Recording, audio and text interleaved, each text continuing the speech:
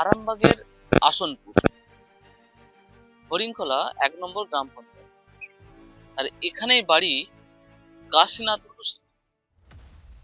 আজকে তিনি চাষিদের একটা মর্মর উদাহরণ।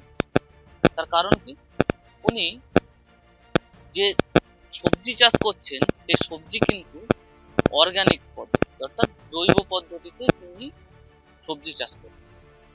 কারণ আমরা এখন বর্তমান যুগে যে খাবার খাই প্রত্যেকটা খাবারেই কিন্তু বিষ। তার জন্যই মানুষ বেশিরভাগ সময় অসুস্থ হয়ে পড়ছে, ডাক্তারের কাছে আমাদেরকে পয়সা দিতে। তার কারণ ওই একটাই, খাবারের মধ্যে বিষ। কারণ চাষিরা যে ফসল ফলায় তার অধিকাংশই কিন্তু কীটনাশক ওষুধ এবং রাসায়নিক সার। আর যার জেরেই হয়তো ফলন বেশি হয় কিন্তু খাদ্যগুণ থাকে না। আর তার জন্যই আমাদের শরীরের যে পুষ্টির চাহিদা সেটা সম্পন্ন হয় না, আর তার জেরেই আমরা অসুস্থ হয়ে পড়ি। কিন্তু কিভাবে সুস্থ থাকবো, কি পদ্ধতিতে চাষ করলে ফসল ভালো হবে, তার দৃষ্টান্ত স্থাপন করেছেন কাশীনাথ ঘোষ। আমার ক্যামেরা পার্সন বন্ধুকে দেখাতে বলবো যে কাশীনাথ বাবু যে সবজি চাষ করেছেন প্রত্যেকটা কিন্তু জৈব পদ্ধতিতে এবং অর্গানিক। তার কারণ কি, এখানে কোনো কীটনাশক ওষুধ বা রাসায়নিক সারের প্রয়োগ নেই। তিনি একটি কিচেন গার্ডেন তৈরি করেছেন। সেখানে আমরা দেখতে পাচ্ছি ফুলকপি আছে, ব্রোকলি আছে, বাঁধাকপি আছে, রসুন আছে, পেঁয়াজ আছে। অর্থাৎ রান্নার ঘরে যে সবজির প্রয়োজন সেই সবজির প্রত্যেকটাই কিন্তু এখানে তিনি চাষ করেছেন। সবটাই কিন্তু জৈব পদ্ধতিতে, এক ফোঁটাও কিন্তু রাসায়নিক সার বা কীটনাশক ওষুধ নেই। আজ তিনি 10 থেকে 12 বছর ধরে চাষ করে আসছেন। তার বাড়ির লোক বলছেন তারা সুস্থ আছে, কারণ তারা আর বিষক্রিয়া যুক্ত খাবার খান না। তিনি বিভিন্ন জায়গা থেকে পুরস্কৃত হয়েছেন, জেলা, রাজ্য এবং দেশের অধিকাংশ জায়গাতেই তিনি তার উৎপাদিত ফসল নিয়ে গেছেন এবং পুরস্কার দিতেন। আজকে এই বাংলার কৃষক কিন্তু পথ দেখাচ্ছে বাংলা তথা ভারতবর্ষ। তার কারণ এই অর্গানিক উপায়ে চাষ করলে বিষক্রিয়া আর হবে না। তাহলে চাষিরা যে তাদের উৎপাদিত পণ্যের দাম পায় না, এই অর্গানিক পদ্ধতিতে চাষ করলে যেহেতু বিষক্রিয়া হবে না, সেই খাবারটা কিন্তু দেশের বাইরেও তিনি রপ্তানি করতে পারবেন, তাহলে কিন্তু মূল্য পাবেন। এমনটাই দাবি করছেন কাশীনাথ বাবু। এখন দেখার এনার মাধ্যমে আরো কত চাষি এগিয়ে আসে এই চাষে। আরামবাগের আসনপুর থেকে দীপাঞ্জন রায়, কলকাতা টিভি। আমি এটা জৈব পদ্ধতিতে তৈরি করছি এবং ন্যাচারাল পদ্ধতিতে তৈরি করছি। আমি দেখলুম যে কৃষিকাজ হচ্ছে একটা মহান এবং পবিত্র কাজ। এই কাজের সঙ্গে যুক্ত হয়ে আমি নিজেকে খুব ধন্য মনে করি এবং এই কাজটা যে আমি করছি সম্পূর্ণ জৈব পদ্ধতিতে এবং ন্যাচারাল পদ্ধতিতে, উইদাউট রাসায়নিক সার, without chemical fertiliser, without pesticide. কারণ রাসায়নিক সার বা পেস্টিসাইড মিশিয়ে যদি আমরা মানে কৃষিকাজ করি, সেই খাবারের মধ্যে বিষক্রিয়া তৈরি হচ্ছে। বিষক্রিয়াটা সমস্ত শরীরে আমাদের যে বিভিন্ন রকম কনস্টিটিউশন আসছে, যেমন গ্যাস অম্বল, হার্ট অ্যাটাক, কিডনি ড্যামেজ, বিভিন্ন রকম মানে অসুবিধার সৃষ্টি হচ্ছে। যার জন্য আমি নিজে নিজে সিদ্ধান্ত নিয়েছি যে উইদাউট রাসায়নিক সার, উইদাউট বিষ, মানে বিষ মুক্ত করে আমি যে খাবারটা তৈরি করব, সেই খাবারটা আমি নিজে খাবো, আমার পরিবারকে খাওয়াবো ও সমাজকে খাওয়াবো, বাংলাকে খাওয়াবো এবং গোটা দেশকে খাওয়াবো। এইভাবে যদি আমরা খাবার প্রত্যেক কৃষক আমরা যদি তৈরি করি, তাহলে আমাদের শরীরের মধ্যে এই যে এত রকম মানে কনস্টিটিউশন আসছে, গ্যাস অম্বল থেকে আরম্ভ করে বিভিন্ন হার্ট অ্যাটাক, কিডনি ড্যামেজ, এইগুলো আর আসবে না। আমরা সুস্থ অবস্থায় দীর্ঘদিন বেঁচে থাকবো। আমি 10 থেকে 12 বছর এই জিনিসটা প্র্যাকটিস করছি। প্র্যাকটিস করে আমি বিভিন্ন জায়গা থেকে আমি মানে কি বলবো পুরস্কার পেয়েছি। যেমন ব্লক থেকে, ডিস্ট্রিক্ট থেকে, স্টেট থেকে, নরেন্দ্রপুর রামকৃষ্ণ মিশন থেকে, ইভেন দিল্লি থেকেও আমার একটা অ্যাওয়ার্ড পুরস্কার আছে। এখানে চাষ আছে, ব্রোকলি আছে, ফুলকপি আছে, ওলকপি আছে, বাঁধাকপি আছে, বেগুন আছে, কাঁচা লঙ্কা আছে, তারপর পেঁয়াজ, রসুন, বিট, গাজর ও ধনেপাতা, এইভাবে নিয়ে 22টা আইটেম দেওয়া আছে। মানে একটা সংসারের প্রতিদিন যাবতীয় যা আনাজপাতি লাগে সেই সমস্ত আনাজপাতিটা আমার কিচেন গার্ডেনে আমি নিজে তৈরি করে খাওয়া দাওয়া করছি। এটা সম্পূর্ণ বিষমুক্ত, এক মুঠো রাসায়নিক সার কীটনাশক কিচ্ছু দেওয়া নেই। এবং যখন আমি এইটা জমিটা রেডি করি তখন আশ্বিন মাস, প্রচন্ড ঘাস হয়ে গেল, আমি ঘাস মারাও এতে প্রয়োগ করিনি। প্রতিটা ঘাসকে একটা একটা করে তুলে ফেলে দিয়েছি, কারণ ঘাস মারা যে মানুষের শরীরে গেলে সেইটা যে কি ভয়ঙ্কর সৃষ্টি করে, শরীরের যে ভয়ঙ্কর রূপ ধারণ করে সেটা আমরা জানি। সেই হিসাবে আমি এতে ঘাস মারা থেকে রাসায়নিক সার কীটনাশক কিচ্ছু প্রয়োগ না করে সমস্ত জৈব মাল দিয়ে এবং ন্যাচারাল পদ্ধতিতে এই জিনিসটা আমি তৈরি করছি।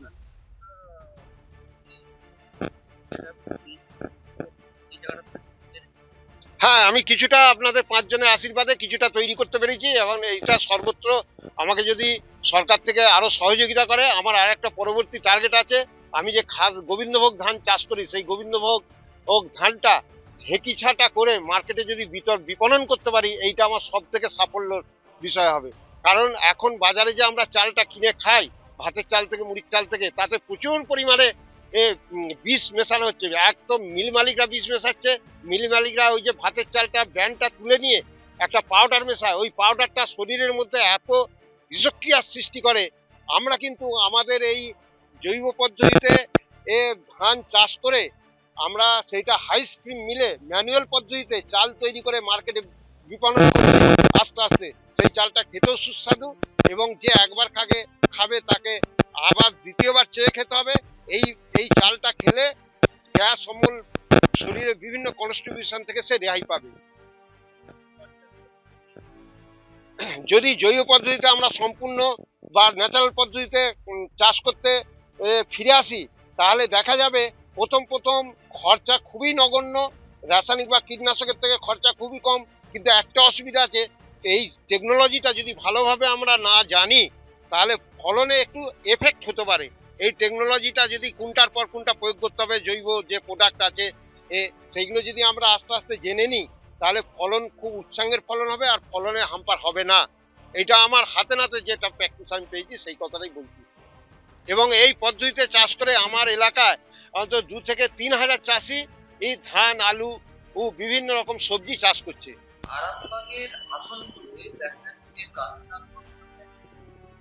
চাষের কাজ করে সম্পূর্ণ অর্গানিক পদ্ধতিতে উনি ধান, আলু এবং সবজি চাষ করে, যেটা আমাদের মানুষের শরীরের পক্ষে উপযোগী। কি বলবেন? শুধু কাশীবাবু নন, আসানপুরে আমাদের হরিণখোলা 1 নম্বর অঞ্চল, এরকম বহু চাষি আছে যারা একদম পুরোপুরি অর্গানিক পদ্ধতিতে চাষ করছে। যার জন্য আমরা আরামবাগ ব্লক করেছি কি, আমরা একটা বর্জ্য পদার্থ নিষ্কাশন থেকে একটা জৈব সার তৈরি করছি। সেটা আমরা বাদামালি টিভিতে একটা বড় প্রজেক্ট করেছি। জৈব সার থেকে প্রচুর পরিমাণে চাষ করা সম্ভব হবে, এবং সেটা দারুণ উর্বর। আর এছাড়া আমাদের কিন্তু ওই স্বনির্ভর গোষ্ঠীকে দেওয়া আছে কেঁচো সার তৈরি করার জন্য, যেটা কেঁচো সার, যেটা মাটির উর্বরতা বৃদ্ধি করে। আর তাছাড়াও আমরা আমাদের কৃষি দপ্তর থেকে আরামবাগ ব্লকে 10,000 ppm নিম দিচ্ছি, নিম গাছের রস, যেটা সবজি বলুন, ধান বলুন, যে কোনো ফসলে যদি শুরু থেকে সপ্তাহে একবার করে দেওয়া হয়, ওই ফসলে যখন ফুল আসে তখন কিন্তু আর দেওয়ার প্রয়োজন নেই। তখন ওই গাছটাকে সম্পূর্ণভাবে নিরাপদ করা যায়, এবং এই গাছের কোনো রকম কোনো কীটনাশক প্রয়োজন হয় না, এবং গাছটা সম্পূর্ণ ঠিক হয়ে যায়, কোনো জীবাণু হতে হচ্ছে। এটা আমরা প্রচুর পরিমাণে সাপ্লাই আছে, আমরা প্রচুর পরিমাণে চাষিদের করি। এবং যারা যারা এবছর বেগুন চাষ করেছে, সবজি চাষ করেছে, আলু চাষ করেছে, বিভিন্ন ধরনের ধান চাষ করেছে, তারা দিয়ে রেখেছে যে কোন রকম মাজরা, ভামা বা অন্যান্য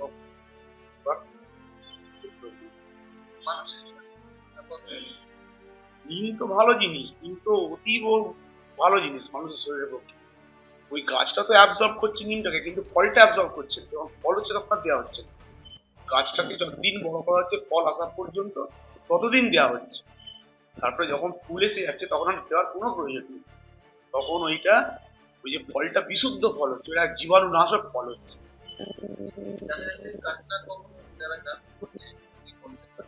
তাদেরকে সাধুবাদ জানাবো এবং আগামী দিনের এই সুন্দর পৃথিবীতে যেন নিউজিল্যান্ড হয়, গোটা পৃথিবীটা, ভারতবর্ষটা, পশ্চিমবঙ্গটা যেন নিউজিল্যান্ড হয়।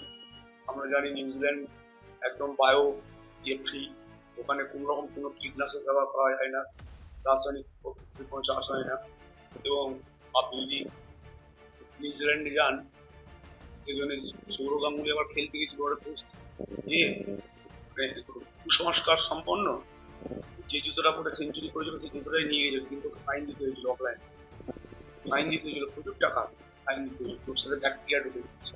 সেরকম ভাব পৃথিবীটা যেন সুন্দর থাকে, আগামী দিন শিশুদের যেন বসবাসের নিরাপত্তা পায়, আরো সুন্দর হয়ে